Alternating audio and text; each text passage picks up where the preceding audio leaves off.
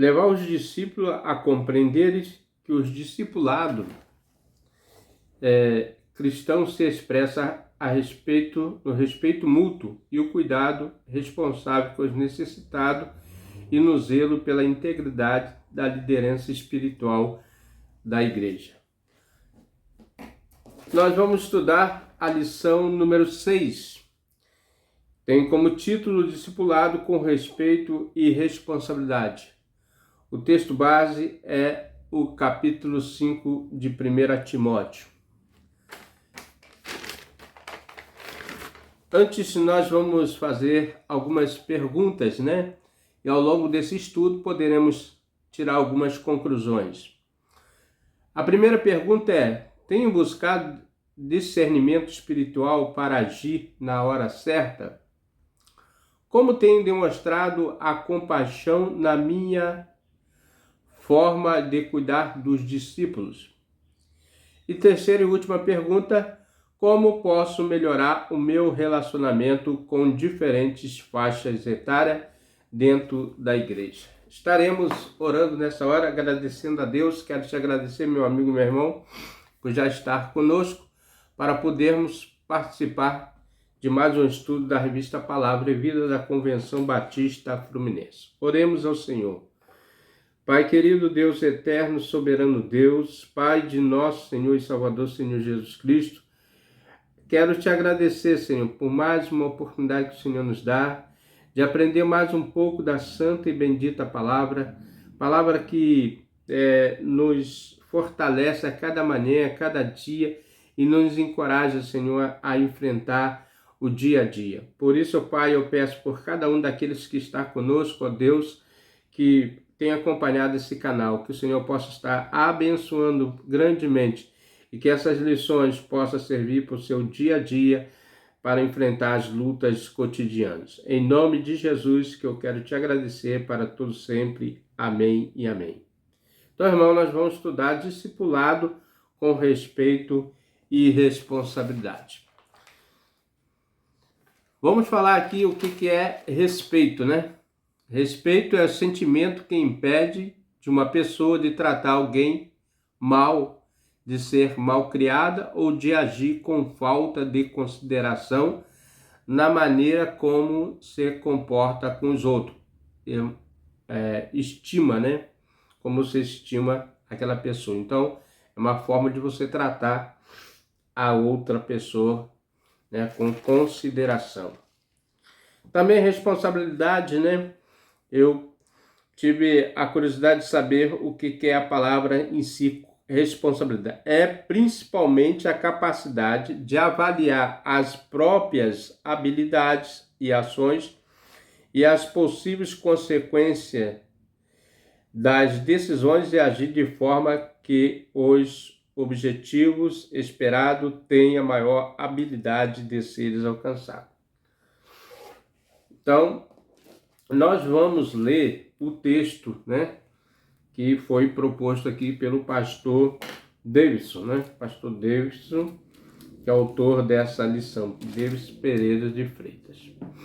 Nós vamos 1 Timóteo, capítulo 5. São 25 versículos e a gente vamos ler agora. Não repreenda asperamente. Isso aqui é um conselho do apóstolo Paulo para a igreja onde Timóteo estava ali, pastoreando. Não repreenda asperamente os anciãos, mas admoesta com paz ao jovem como aos irmãos. As mulheres idosas como mães, as moças como as irmãs, em toda pureza. Honra as viúvas, que verdadeiras serventes são viúvas. Mas se alguma viúva tiver filho ou netos, aprenda primeiramente a exercer piedade para com a sua própria família e a recompensar seus pais, porque isso é bom, agradável diante de Deus. Ora, o que é verdadeiramente viúva, desamparada, espera em Deus e persevera noite e dia em rogos e orações. Mas a que vives em deleites, vivendo está morta. Manda, pois, essas coisas para que elas sejam irrepreensíveis. Mas se alguém não tem cuidado dos seus, principalmente os da família, negou a fé, é pior do que o infiel. Nunca seja inscrita viúva com menos de 60 anos, e só que tenha sido mulher de um só marido. Tendo cuidado, tendo testemunho de boas obras, criou os filhos, exercitou a hospitalidade e lavou os pés dos santos, e socorreu os aflitos, e se praticou toda boa obra. Mas não admita as viúvas mais novas, porque quando se tornam levianas para com Cristo, querem casar-se. Temos já a sua condenação por haver aniquilado a primeira fé. Além disso, aprenderam também a andar ociosas de casa em casa, e não só ociosas, mas também paroleiras, curiosas, falando do que não convém. Quero, pois, que as que são moças se casem, gerem filhos e governem a casa, e não deem ocasião ao adversário de maldizer. Porque já algumas se desviaram indo após Satanás. E se algum crente ou alguma crente viúva socorre, não sobrecarrega a igreja para que se possa sustentar as que deveras são viúvas. Os presbíteros que governem bem e estejam por digno de dupla honra, principalmente os que trabalham na palavra e na doutrina. Porque diz a Escritura, não ligarás a boca ao boi que debulha, e digno é o obreiro do seu salário. Não aceite acusação contra presbítero, senão com 2 ou 3 testemunhas. Aos que pecarem, repreendam na presença de todos, para que também os outros tenham temor. Conjuro-te, diante de Deus e do Senhor Jesus Cristo e dos anjos eleitos, que sem prevenção guarde essas coisas, e nada fazendo por parcialidade. A ninguém imponhas precipitadamente as mãos, nem participe dos pecados alheios. Conserva-te mesmo puro. Não beba mais água só, mas usa um pouco de vinho, por causa do teu estômago e das tuas frequentes enfermidades. Os pecados que alguns homens são manifestos, precedendo o juízo, e se alguns se manifestam depois. Assim mesmo também as obras são manifestas, e as que são de outra maneira não pode ocultar-se, né? Então, irmão, recomendação aqui na carta paulina, né, do apóstolo Paulo para o apóstolo Timóteo, né? Então, irmãos, como já falei aqui, né, levar os discípulos a compreender o discipulado cristão e se expressa no respeito mútuo, no cuidado responsável com os necessitados e no zelo pela integridade da liderança espiritual da igreja.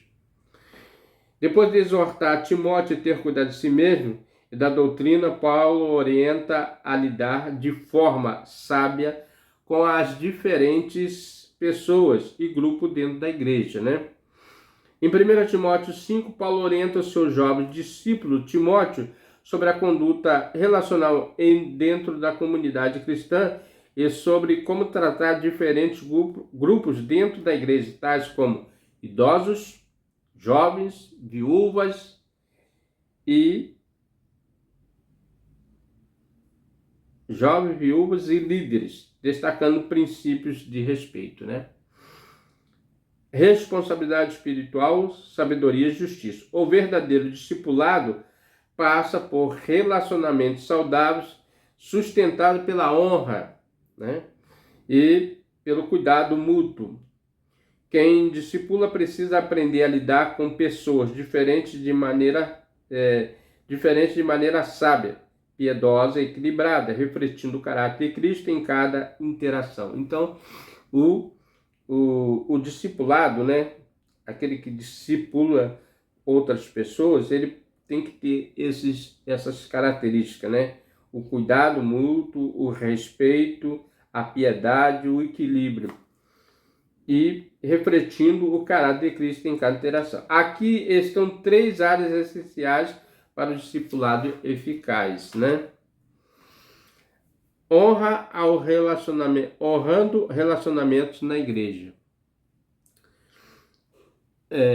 1 e 2. Não repreenda asperamente anciões anciãos, mas admoesta como pais, e ao jovem como irmãos. Olha só o mandado, né?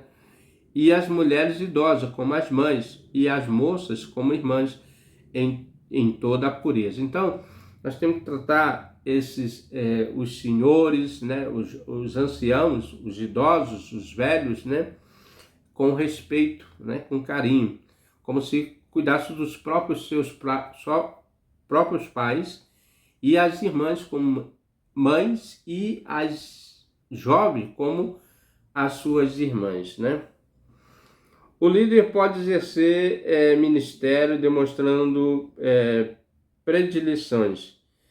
Por determinados grupos da igreja, Paulo inicia o capítulo com a exortação clara à liderança, e o discipulado deve ser exercido com profundo respeito. A igreja é uma família. Deus nos fez seus filhos e filhas por meio de Jesus Cristo. No Antigo Testamento era exigido que os jovens colocassem em pé diante dos idosos para honrá-lo. Levante-se na presença dos idosos e honra os anciãos e tema o seu Deus. Eu sou o Senhor. Então isso aqui já era um mandamento lá desde a antiguidade, né? Desde o Antigo Testamento, em Levíticos 19:32, né? Que os jovens fizessem reverência aos mais velhos, né? Numa igreja asiática, nos dias de hoje, os jovens obedecem esse princípio, curvando-se diante dos mais velhos. Isso nós vemos frequentemente, né? Aquele cumprimento, muitas das vezes no Japão, em que ele faz assim para frente com a sua cabeça, saudando os mais velhos, né? Paulo orienta que os mais velhos devem ser abordados com reverência como pais e mães. Então, ao lidar com os mais velhos, Timóteo deveria agir como um filho respeitoso, né? Mesmo sendo um pastor, né, ele deveria respeitar ali os que em estima os mais idosos, né? Como nós também devemos ter esse respeito. Os jovens devem ser tratados de forma que não sejam desprezados por serem jovens. Timóteo, como a Bíblia é importante, né, irmão? A gente lendo aqui esse estudo, e a gente vê que a Bíblia ela orienta todos os detalhes de respeito, de cidadania, de como você lidar com as pessoas, né?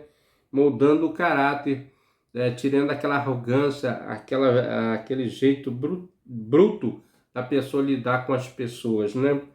E molda as pessoas para ser amável, cordial.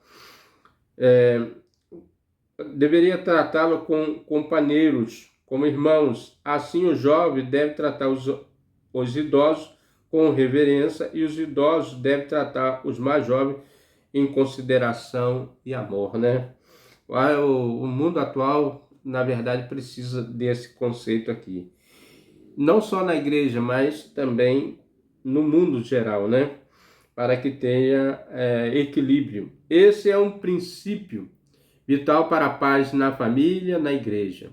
São pequenos detalhes, como ajoelhar-se para conversar com uma criança pequena, considerar a realidade dos adolescentes e aprender o seu vocabulário e interesses, entender a necessidade, a perspectiva do jovem e ter a devida reverência pela experiência da vida acumulada pelos idosos ao longo da sua jornada. Então, é ensinamento para toda uma família, toda uma sociedade, né? Um ministro deve estar atento, os obreiros, né? Na verdade, né? Está atento e deve manter-se longe da aparência do mal. Deve manter o seu coração protegido das tentações, né? Quantos hoje líderes são tentados, né? Na sua concupiscência, no seu pecado, no seu engano, por não vigiarem. Evita conversas a sós com, olha só, esse detalhe aqui é importante. Evite conversas a sós com uma pessoa do sexo oposto, que não seja o seu cônjuge, né? Muitas das vezes a gente relaxa nesse conceito aqui, né? Filhos ou pais. O inimigo busca a oportunidade para manchar a imagem do evangelho. atacando a igreja do Senhor, seus ministros vocacionados, né? Então devemos ter cuidado sobre essa área, né? A área sexual, que muitos se escandalizam e traz escândalo para o povo de Deus, né? No meio do arraial. O líder não pode ser insensível e tampouco não vigilante. A integridade moral é um testemunho essencial na formação dos discípulos. Esses são os cuidados que continuam oportunos, necessários nos dias atuais, nos dias de hoje. Então, irmão, o evangelho ele é permanente, né? Ele não muda de uma época para outra. Ele corrige a todas as gerações, né? O que era errado no passado continua sendo errado hoje, né? As pessoas que tentam burlar as leis de Deus, não cumprindo, sendo desobedientes, né? Sendo negligente, na verdade, aos mandados de Deus, aos conselhos, né, apostólicos aqui, falando sobre vigilância, né? A Bíblia é claro que devemos vigiar, ser sóbrios e vigilantes na palavra de Deus. Então falamos aqui honrando relacionamentos na igreja, né? Devemos dar honra a quem tem honra. Cuidando com compaixão e discernimento, né? Compaixão, o que é compaixão, né? Nós vamos aqui falar. Compaixão é um sentimento profundo de empatia pelo sofrimento do outro. É você se colocar no lugar daquele que está passando por uma necessidade, uma dor, né? Que seja dor física, que seja dor espiritual, que nos move a agir com gentileza e solidariedade.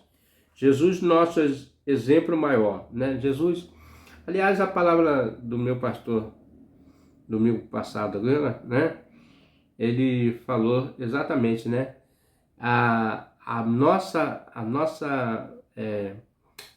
Nossos princípios principal é o Evangelho de Jesus Cristo. Ainda que tenhamos carta do apóstolo Paulo, né? E outros ensinamentos, mas a base mesmo foi o ensinamento de Cristo, né? Maior exemplo, né, para nós é Jesus. Demonstrou compaixão abundante ao longo do seu ministério, tocando o leproso, acolhendo crianças, né?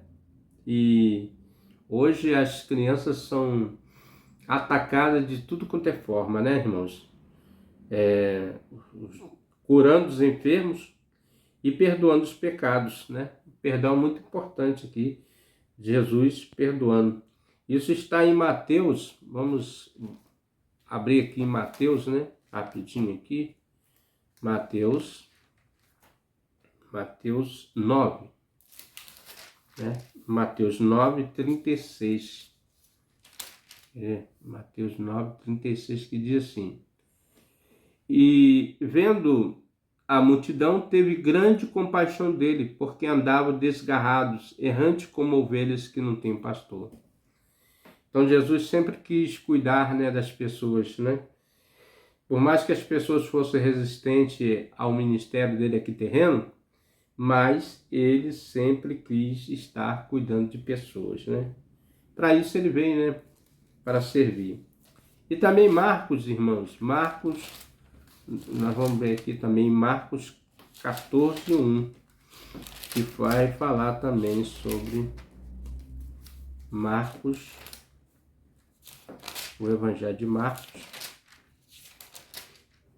segundo Marcos, né? Os relatos de Marcos. E ali 2 dias era a Páscoa e a festa dos pães asmos. Principais dos sacerdotes e os escribas buscavam como... Marcos 1, irmão. Perdão aqui, Marcos 1, 41. Isso mesmo? Marcos 1, 41.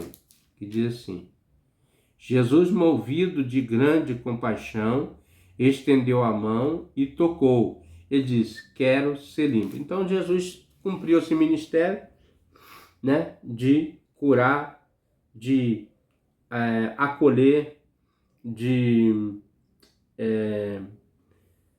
de acolher, de curar, de ter compaixão pelas pessoas, né?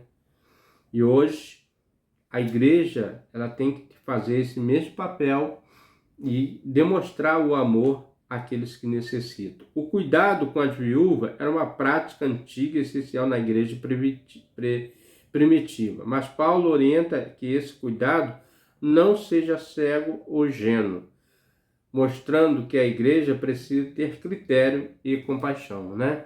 Então, irmão, hoje tem muitas pessoas que só quer os benesses, né? Só quer a benção, mas não quer o Deus da benção, né? Então, aí o apóstolo Paulo já desde aquela época orienta a ter cuidado com esse tipo de zelo, né? Devemos ajudar as pessoas, mas também ter cuidado e critério na hora de ajudar. O princípio aqui é o cuidado responsável. As famílias devem assumir a sua responsabilidade. Os filhos e netos das viúvas devem cuidar dela, pois isso é uma forma de expressar honra e uma expressão básica de fé, né?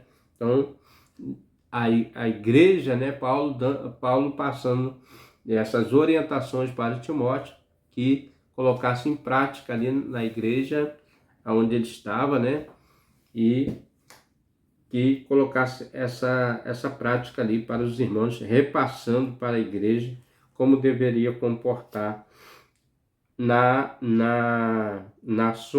social, né, na sociabilidade. As famílias, aqui falando, né, Paulo é direto a afirmar que aquele que não cuida dos seus negou a fé é pior do que os descrentes, né, em relação daqueles que abandonam os seus pais, as viúvas, né, e deixa a igreja só cuidando, né, na responsabilidade da igreja, mas também a família deve cuidar dos seus entes queridos. Isso ensina que o cuidado com os necessitados não deve ser delegado à igreja, quando a família pode agir, mas quando não há recursos familiares, a igreja entra como uma extensão do amor de Cristo, né? Então devemos ter esse zelo também, não jogar sobrecarga sobre a igreja, né? Mas também, se for necessário, a igreja pode suprir estender o seu amor a essa pessoa. Na expressão de compaixão, precisamos também de discernimento espiritual. Discernimento espiritual, meu irmão, é a capacidade dada pelo Espírito Santo de entender o que está por trás das situações, identificar as necessidades reais e agir com sabedoria. Então, diante do discernimento, né, saber se realmente aquela pessoa é um necessitado, como que a igreja pode ajudar, né, ou se a pessoa tem outros recursos, né, e às vezes está ali somente para explorar, né, a igreja, na verdade, né? Mas nós temos que ter esse cuidado com o discernimento. Hebreus 5:14, mas fala assim: mas o mantimento sólido é para os perfeitos, os quais, em razão do costume, têm os sentidos exercitado e discerniu tanto o bem como o mal. Então devemos ter esse discernimento entre o bem e o mal, né? No contexto do discipulado, cuidar com discernimento significa saber quando incentivar, né?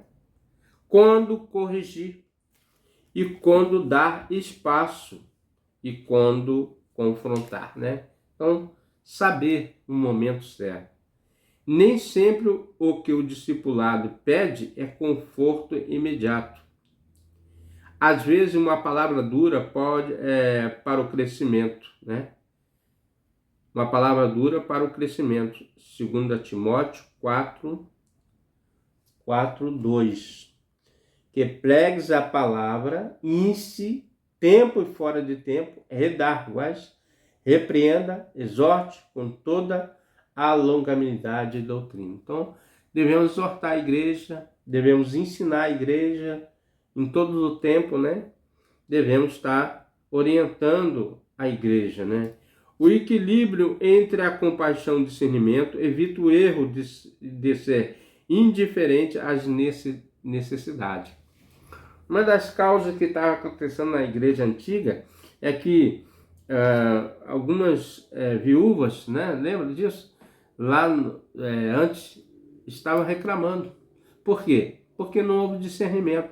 Uma estava recebendo mais do que a outra. Então foi preciso, né, a igreja se levantar e criar, né, um ministério de ação social, que são os diáconos, né, os que servem à mesa, né.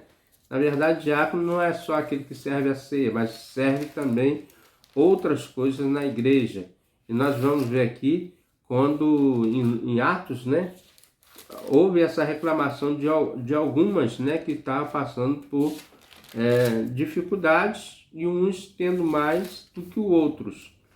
Vamos ver aqui, deixa eu ver onde está aqui, é em Atos, né? Deixa eu abrir aqui. Então foi necessário criar o ministério, né? Os ministérios do diaconato, né? Vamos ver aqui.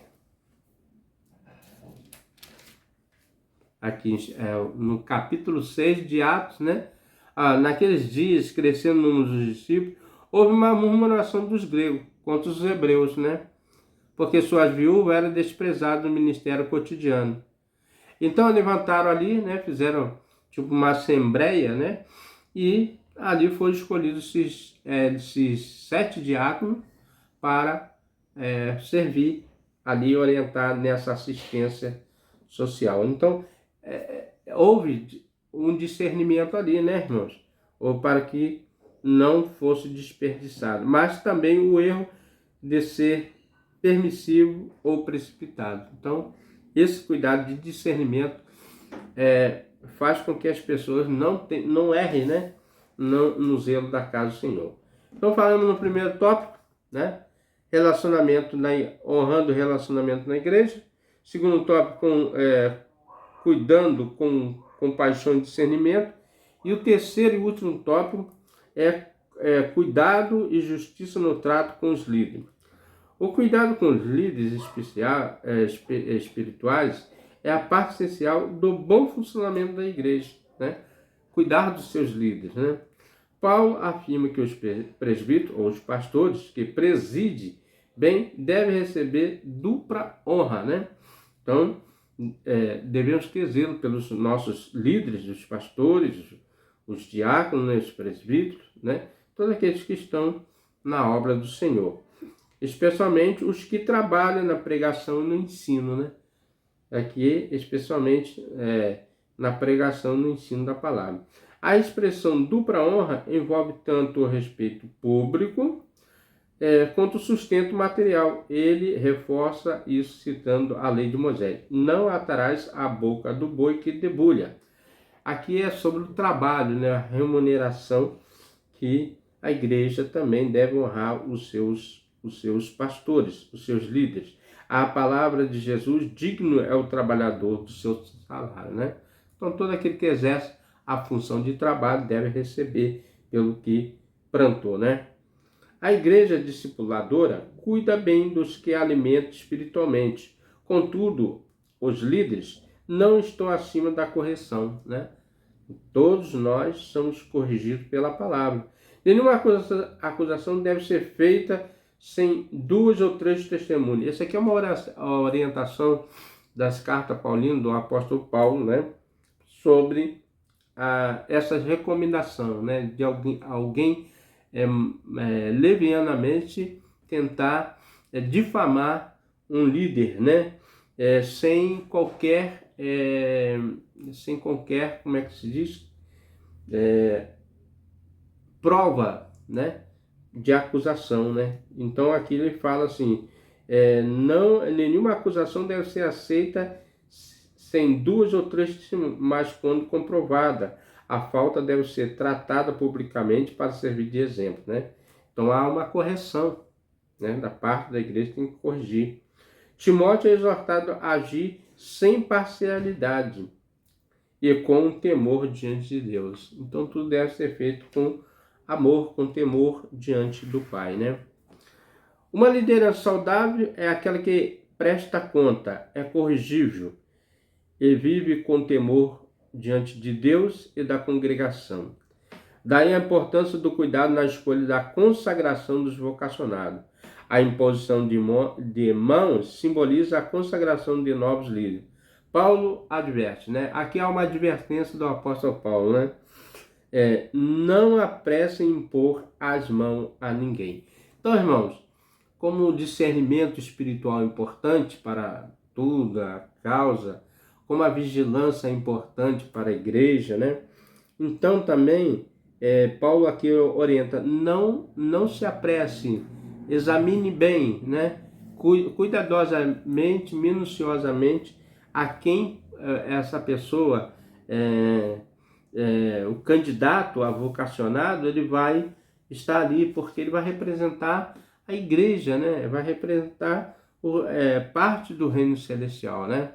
Um líder espiritual, ele não fala por si, mas ele fala por toda uma congregação, uma igreja. Então é muito importante essa responsabilidade. A imposição de mão simboliza a consagração de novos líderes. Paulo adverte, não apresse impor as mãos a ninguém. A liderança espiritual exige discernimento. O presbítero precisa ser obreiro aprovado, né? O pastor, né? Precisa estar apto a ensinar, né? Tem que conhecer a palavra, tem que manusear bem a palavra da verdade, né? A espada de dois gumes, as sãs doutrina, né? Que é a palavra de Deus, na verdade, né? Por isso é preciso tempo para que a decisão de ordenação de um presbítero seja fruto de oração. Aqui há alguns critérios. Oração é a base de tudo na casa do Senhor, né? A oração é a primeira coisa. Discernimento espiritual, né? Nós já falamos sobre o que é discernimento. Confirmação do Espírito Santo. O discípulo valoriza a liderança espiritual, mas não idolatra as pessoas, né? Não devemos idolatrar homens, pessoas que estão em cargos, né? Todos os cargos são transitórios. Então, zela por uma comunidade. Olha o dever de um líder, né? Zela por uma comunidade justa, íntegra e equilibrada, que é a casa de Deus, o Senhor. Concluindo, né, irmãos, essa lição que é maravilhosa. Como já falei, tenho gostado muito dessa lição, desse autor, né? Pastor Davis, ele coloca a lição assim bem clara, bem simples, para todo mundo entender, né? O objetivo da lição da Escola Bíblica Dominical, da Bíblia, é nós termos entendimento da palavra, né? Do sentido dessa carta, tanto para o passado como para o presente. E ela vai ser para sempre, né? Para o futuro das novas gerações. A igreja é o corpo de Cristo, né? Onde o discipulado se desenvolve relacionamento marcado por honra. Onde quer lugar melhor para botar o seu filho, seu amigo, seu irmão? É na igreja, irmão. Quantos talentos saem do coral, cantores, baterista, profissionais, né, de todas as áreas, né, estão na igreja. Pode ver, sempre tem um fundamento, um cantor. Aonde você passou? No coral da igreja. Eu tenho visto muito isso aí, né? Crianças já desde cedo, né, já aprendem a instrumento, oratória, né? A igreja é bênção. Cuidado e justiça. A primeira carta de Timóteo, capítulo 5, Paulo nos lembra que não há discipulado verdadeiro sem respeito pelas pessoas, né? O fundamental da igreja de Cristo é o amor, né? Sem o amor não há evangelização, né? Não há pregação. o amor é a base de todas as coisas na Igreja de Cristo, né? A igreja não é de fulano, a igreja é de Cristo, porque Cristo é a cabeça da igreja. Nós somos os membros, o parte do corpo de Cristo, né? E Paulo nos lembra que não há discipulado verdadeiro sem respeito pelas pessoas, zelo pela necessidade e prudência pela liderança, né? Devemos ser prudentes na hora da escolha da liderança, na hora que nós colocamos a igreja em oração para buscar pessoas segundo o coração de Deus, né? A liderança, a maneira como tratamos as pessoas, especialmente em momentos de fragilidade, ou a liderança revela quanto compreendemos o Evangelho. O discipulado autêntico, né, o verdadeiro, nos transforma por inteiro, né? Nos transforma por inteiro, inclusive de forma como nos relacionamentos dentro das igrejas, né?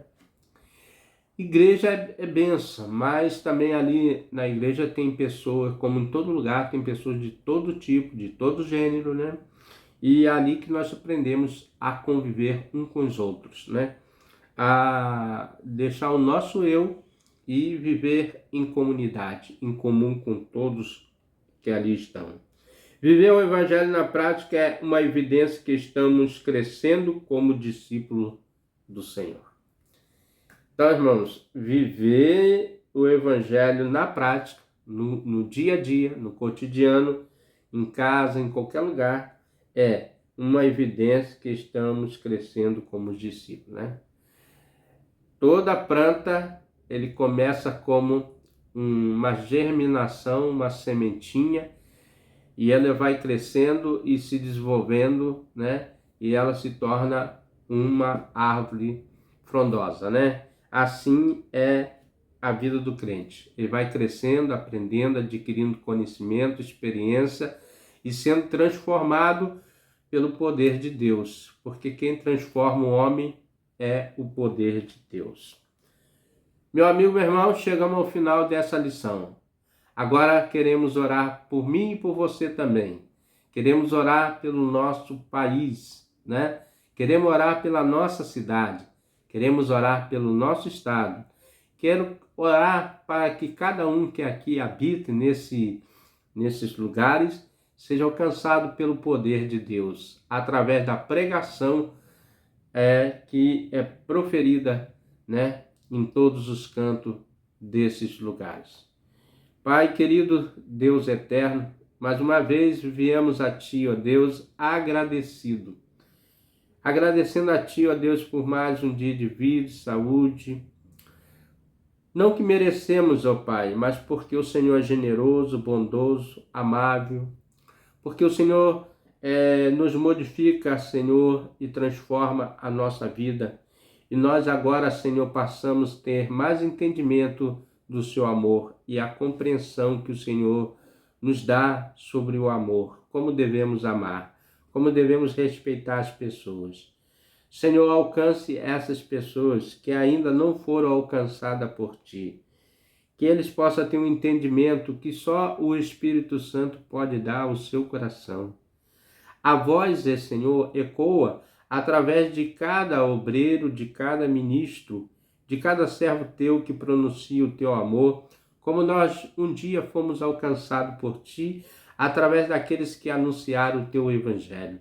Que essa palavra vá e produza para a qual está sendo enviada, Senhor, para que haja transformação do seu espírito, do seu coração. Obrigado a Deus pelas cartas do apóstolo Paulo, que faz parte, Senhor, da Tua palavra e que é inspirativa, ela é inspirada por Ti, ó Deus. Que usou o Teu servo para nos comunicar tudo aquilo que o Senhor quer nos mostrar e nos moldar para uma vida melhor. Eu quero Te agradecer, Senhor, pelo Teu santo evangelho. As palavras, Senhor, que foram proferidas da Sua santa boca, ó Deus, para nós. E que unja os nossos ouvidos, ó Pai, e que a Tua palavra penetre no nosso coração.